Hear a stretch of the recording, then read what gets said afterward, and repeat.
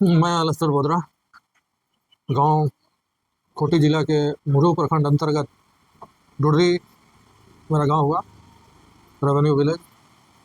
और इसका नीचे टोली में हम रहते हैं। अच्छा। हाँ, आपके गांव में पत्थलगड़ी हुआ था? नहीं, मेरे गांव में पत्थलगाड़ी नहीं हुआ था, लेकिन अगल बगल विशेष करके ये जो पत्थलगाड़ी का अभियान जो शुरुआत हुआ, ये सुदूरवर्ती जो ग्रामीण इलाका है उस क्षेत्र में लोग ज़्यादा इस अभियान में जुटे। लोग उस क्षेत्र में ही ज़्यादा इसका प्रभाव रहा। विशेष करके जो अर्ध शहरी इलाका जो है, कहा जाए खूंटी जिला में, उस क्षेत्र में इसका कोई सुगबगाहट ऐसा नहीं था। यही चीज़ है। हाँ, ये आंदोलन कहाँ से शुरू हुआ? ये आंदोलन का शुरुआत तो ये हमारे मुरू ब्लॉक का ही उदपुरू गांव है वो, और अड़की प्रखंड का जो ये गांव है, ये कुरुंगा, वहाँ के लोग ज़्यादा इसमें एक्टिव रहे हैं और उसी क्षेत्र से ही ये अभियान शुरू हुआ। तो कहा जाए इसमें कि ग्रामीण क्षेत्र के ही लोग जो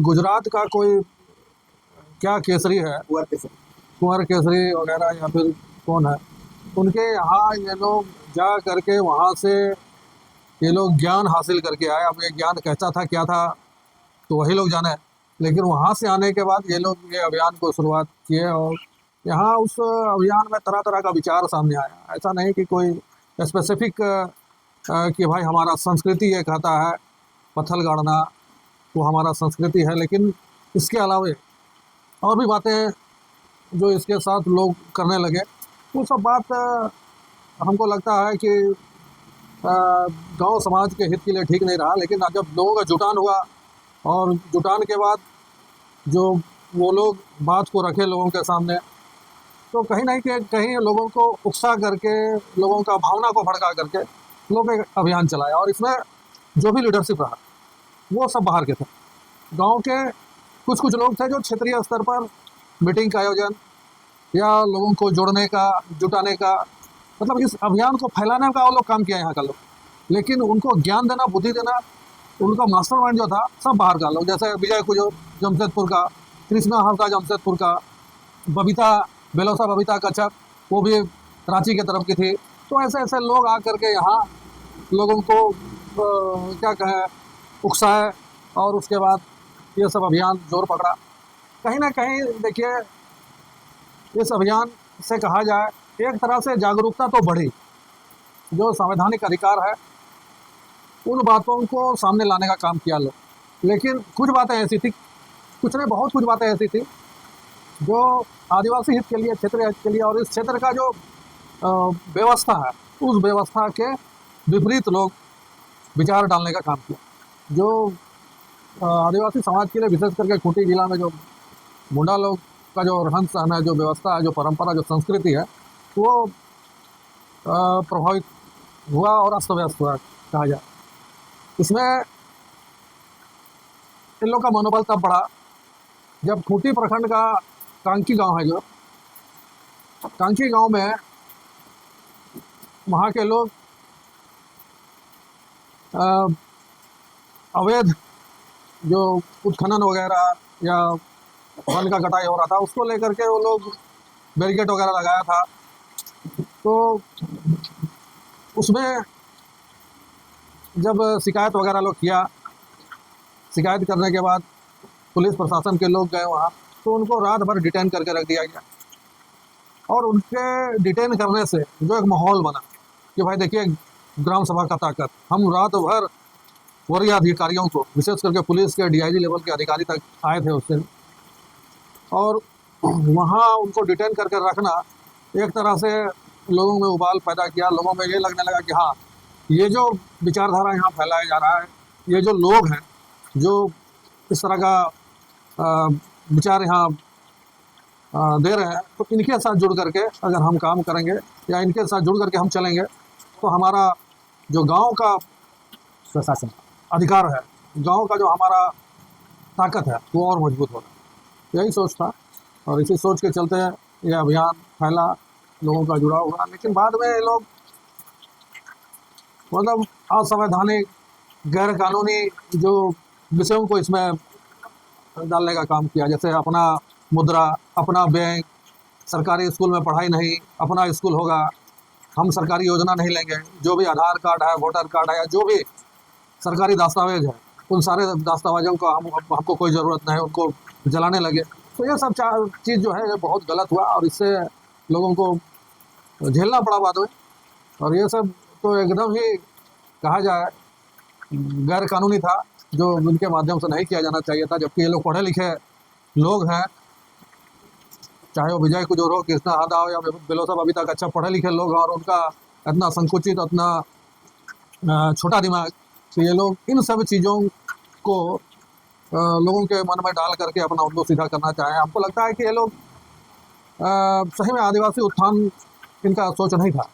इनका सोच था कि आदिवासी क्षेत्र को अस्त व्यस्त करके एक अपने आप का अस्तित्व, अपना पहचान, अपना एक स्थिति बनाने का इन लोगों का सोच था कि हम लोग आदिवासी का एक ध्रुवीकरण करके ऐसा नेता बने जो एकमेव नेता हमको आदिवासी का लोग माने, ऐसा हम लोगों का सोच था। वो इन जो यहाँ पे ग्रामीण लोग थे, जो उतने शिक्षित नहीं थे, उनका यूज करके खुद पॉलिटिकल गेम, बस वही सोच था और कुछ नहीं तो ऐसा नहीं कि अगर जिस विचार को लेकर के, संविधान के जिन प्रावधानों को लेकर के इन्होंने बात को रखना शुरू किया, संविधान का 13(3) का जो रूढ़िवादी व्यवस्था को कानूनी बल प्राप्त है कहा जाता है। फिर 19 धारा 19 का बाद के क्षेत्र में बाहरी आबादी का आना जाना फरोख है,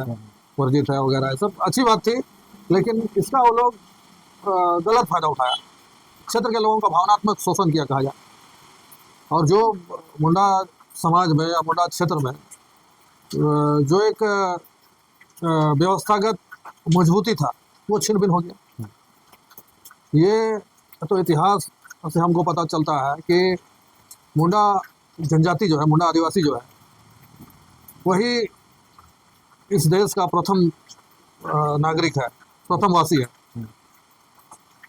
तो इनके मुंडा समाज का जो व्यवस्था है, जो इतिहास, जो किंवदंती के रूप में हम लोग जानते हैं, बड़ा बुजुर्ग जो भी बताया है उस हिसाब से, कि हम लोग जो यहाँ बसे और बसने के बाद जो भी आबादी का यहाँ विस्तार हुआ, तो सब मुंडा व्यवस्था के अंतर्गत ही हुआ।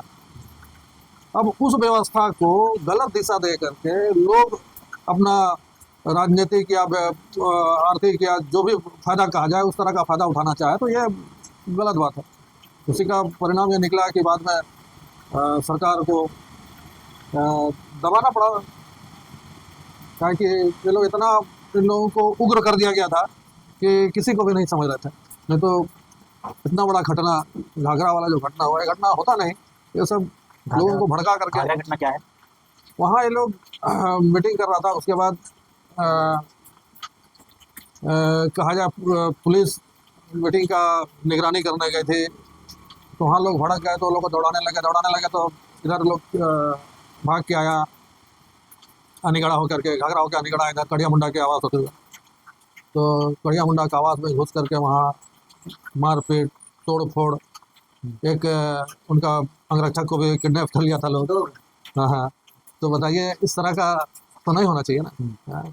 वैचारिक, ठीक है, वैचारिक मतभेद हो सकता है उनसे, या राजनीतिक रूप से आप उनको असक्षम मानते हैं, लेकिन इस तरह का तो ये हमको लगता है ये राजतंत्र वाला व्यवस्था का जो लक्षण आप लोगों ने दिखाया, ये तो निश्चित तौर पर ना समाज हित के लिए ठीक है, ना क्षेत्र हित के लिए, ना ही देश हित के लिए। तो फिर सरकार कौन कौन सा कदम उठाई इस आंदोलन को दबाने के लिए? ये कानूनी कार्रवाई किया गया। कानूनी कार्रवाई करने के बाद सब लोग का कलई खुल गया, सब लोग अपने आप को बचाने के लिए दो तरफ भागने लगे। जो इस क्षेत्र का मास्टरमाइंड था, जो सपूर्ति, वो तो आज तक अंडरग्राउंड है। ये लोग ऐसे लोग हैं, सबसे आश्चर्यजनक बात, ये लोग ऐसे लोग हैं कि जो खुद सरकारी नौकरी करते हैं, लेकिन दूसरी तरफ सरकार का सुविधा और सरकारी दस्तावेज का बहिष्कार का बात करते हैं। विजय को जो सेंट्रल गवर्नमेंट का नौकरी, शिपयार्ड में वो नौकरी करते हैं, अब पता नहीं अभी है कि नहीं है, जेल जाने के बाद उनका नौकरी बचा नहीं बचा तो वही जानेंगे। फिर उसके बाद जो जोसेफ पूर्ति था, उनकी वाइफ टीचर, सरकारी स्कूल के टीचर, तो बताइए वो खुद फायदा ले रहे हैं, लेकिन गांव के लोगों को बताइए बोल रहे हैं कि सरकारी फायदा नहीं लेना चाहिए। जो आपको पीडीएस से जो अनाज मिल रहा है उसको लेने से मना कर दिया, सरकारी स्कूल में पढ़ना नहीं। ये सब बहुत ही वाहियात ये लोग का निर्णय था, बहुत ही गलत ये लोग का स्टेप था, जिसका वो लोग को भोगना पड़ा। ये तो अच्छा हुआ कि हेमंत सरकार आए 2019 में, लोगों का केस वापस कर लिया, ये तो ये लोग कहीं का नहीं रहता। तो बहुत सारा केस अभी बाकी ही है, ऐसा बात नहीं है कि सब केस वापस हो गया या सब केस हटा दिया, कुछ कुछ केस बाकी है। तो ये लोग को समझना चाहिए था कि देश ऐसे नहीं चलता है, क्षेत्र ऐसे नहीं चलता है। और